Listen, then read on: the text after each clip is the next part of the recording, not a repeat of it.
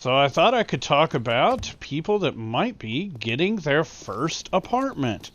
I've mentioned moving out on your own once before, but not gone into a great deal of detail, and I think that's going to be appropriate for today.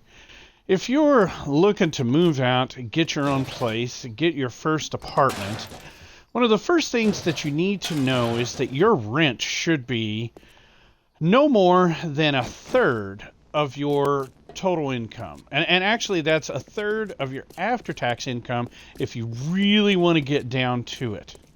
So one of the first things you try to filter your apartment choices by is by price range, and the price range that you're looking at should be a third of whatever your take-home pay is.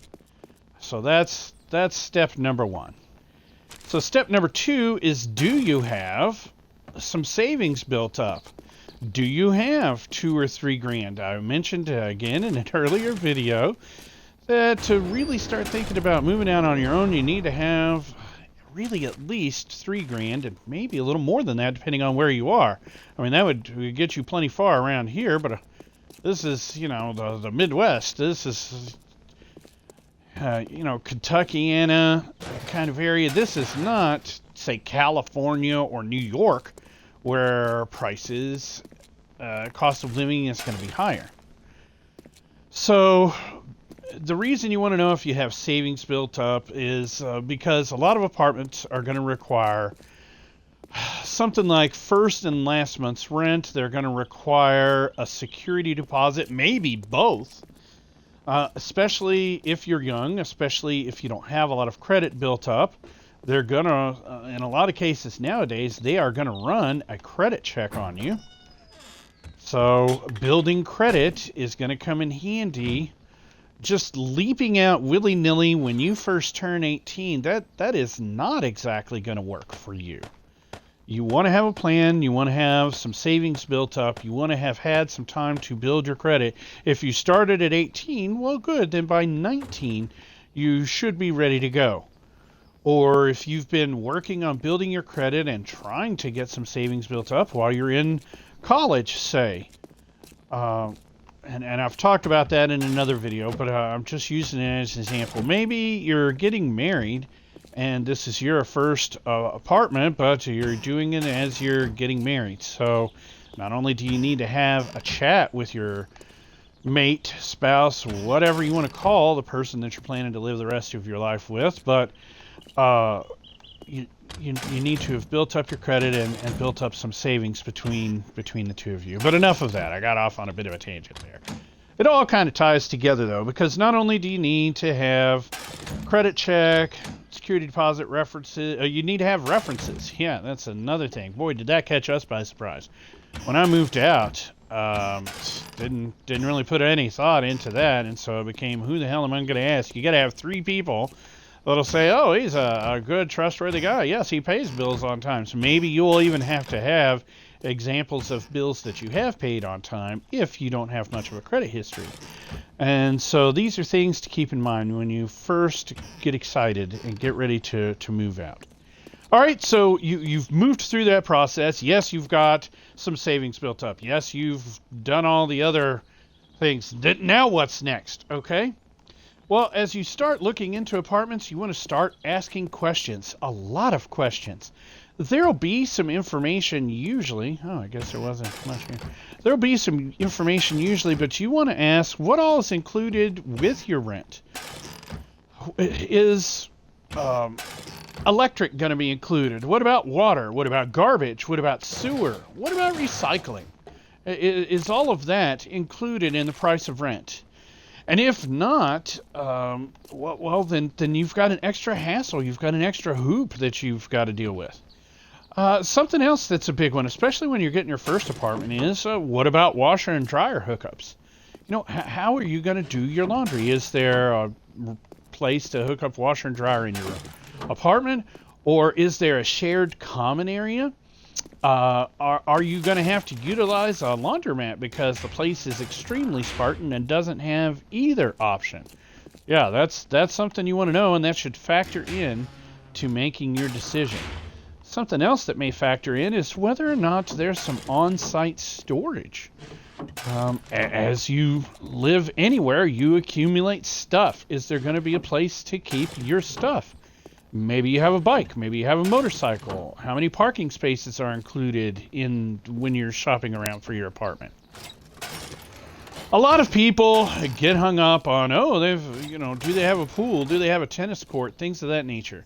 And those things may be important to you, but I got to tell you, for the most part, those things don't end up being as important to you as you would think. You'll hardly ever use them is the problem, right? You'll be so busy living life. You'll be so busy with your job, with school, with family, with traveling around, whatever, that you're really not going to be there as much as you would think you were going to be there. In fact, the days that you are not scheduled out the wazoo to do stuff, you're just going to want to veg out in front of the TV or playing some video games or on your gaming PC, whatever the case may be. So you might keep that in mind. Yeah, a pool's nice. Do they have is the only time you're able to use it is whenever they've got a lifeguard on staff? Because that could hamper things too, because guess what tends to be the hardest position to fill in the fall and in the spring? Yeah, you guessed it. So, moving on from there, when it comes to apartment hunting, you want to know whether or not it's close to things like food. You're not going to feel like cooking every single night. What about work? That long drive can really add to the cost of having your first apartment. What about shopping? Is there just, clothes, Walmart, whatever? Is there shopping close by? Or are you going to have to drive hill and dale to get to that stuff? Or is your apartment complex out in the middle of nowhere? Another good one is entertainment. Movie theaters, right? Is there any of that nearby? Oh, great. Put it in the lake. Why don't you? Comedy clubs. I don't know. Concert locations, whatever. Is there any of that stuff close? And it's a double-edged sword, by the way, having those things close, because that could add to traffic tie-ups and things of that nature. I'll give you some examples. Living close to a school. Living close to a school is great if you had kids. It sucks if you don't, because there's going to be people lining the streets and clogging up every weekday at 3 o'clock and every weekday at 8 in the morning when you're trying to get off and go to work or school. Yeah, that cannot be fun. Oh, another one that could be a downer, by the way, to get in your very first apartment is living close to a liquor store. Now, no, I'm not being some prude about whether or not you drink or not. That's not the issue. There are people that, we'll say, just to be politically correct, that drink too much, right? So that can lead to fights and theft and things of that nature. If you live to a liquor store, there's a heightened chance of those things happening when you live close to a liquor store. And just take that for me, personal experience on that one. All right, another thing that you should look at if you're considering getting your first apartment, moving out, is checking the reviews. Take a little time to do your homework. In particular, the reviews of a place will tell you about stuff like how good they are when it comes to taking care of maintenance. If you have a problem, you want to know that it's going to be fixed. If the toilet's leaking, if the shower's backing up, if the garbage disposal's making a noise, if the dishwasher's not working, all those things are usually maintenance's deal. They don't tend to want you, when you live in an apartment, working on crap yourself. Might be a good idea to find out if it's okay to work on stuff yourself. And other than maintenance, another big issue is pest control. And here's where a story comes in. So for when my wife and I got married, our very first apartment was a wonderful place. Had a pool. Was fairly nice. We didn't have noisy neighbors, new carpet, fresh paint. We did have, I think, washer and dryer hookups in our apartment, so that was nice. There was even storage downstairs. which is another thing that you might look for when you're considering an apartment. But to the story. The big drawback, and every place has its quirks, so try to find out what they are and whether you could stand them before you moved in. The big drawback was roaches. And I'm not talking little bitty half an inch sized roaches. No, I'm talking these big gargantuan freaking tree roaches that are 2 inches long. And they were annoying because underneath the sink in the bathroom and in the cabinets and in the kitchen behind the stove, there were holes in the wall, outlets without outlet covers, pipes where they came through the wall didn't have any sort of covers. And so these giant roaches, especially in the spring, would come in. And it was not a problem that they addressed until people started really complaining about it. So there wasn't a regular schedule for them to take care of the roach problem. It was something that people had to complain about. So that goes to the maintenance of the place. What about security? Is there any sort of security cameras? Maybe out in the parking lot?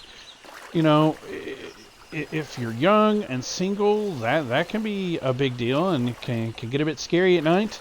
And in today's day and age, do they have an arrangement for package delivery? How safe will your packages be? Mailboxes used to be a little 4x4 door that opened up into a tube thing for us when it came to mail. Well, that wouldn't cut it with Amazon and FedEx and overnight shipping of stuff these days. And the last thing you want is your packages being left at your apartment building right there in the doorway where people could just snatch it up and go. Do they have a box or a central location where such things would be delivered? That could be a huge deal when you're looking at apartments. Some final thoughts when it comes to apartments, and this is probably going to be another video, but is the idea of a roommate.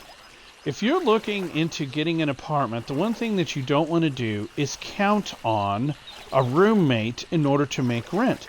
I don't mind having a roommate, that's not the issue. You should be able to afford the apartment all by yourself, because typically you're signing a lease, a contract, for at least a year. And so they don't care that the roommate didn't keep up their end of the agreement. They care that they got their money every month.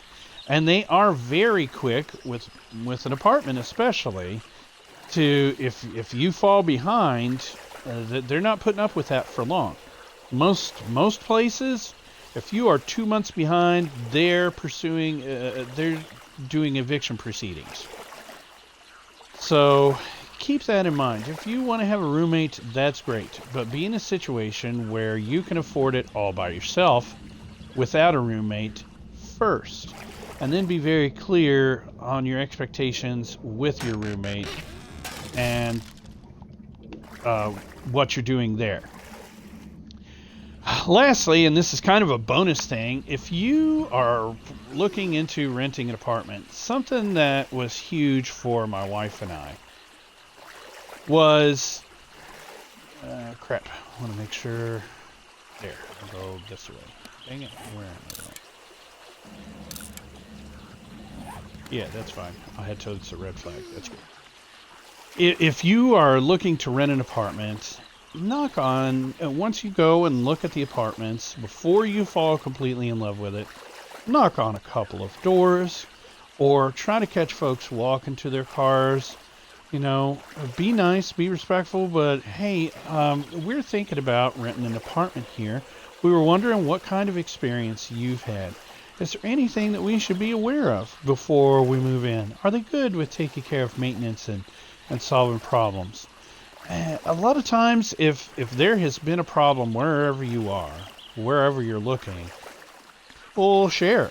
People are 10 times more likely to share bad news than good news. And in this particular case, it's the bad stuff that you want to know. You want to know what the gotchas are, what the quirks, what the downsides are, before you go signing on to a year or 2 year contract with somebody. And if you have other questions about renting an apartment, if you have experiences about renting an apartment, please feel free to share those with me. I love those stories. I'd be happy to answer the questions or perhaps make another video about it. You can hit me with that here on Twitch, on Xbox. You can hit me with it at fustyandfinance@gmail.com, or check out my videos on YouTube and put it in the comments below the video.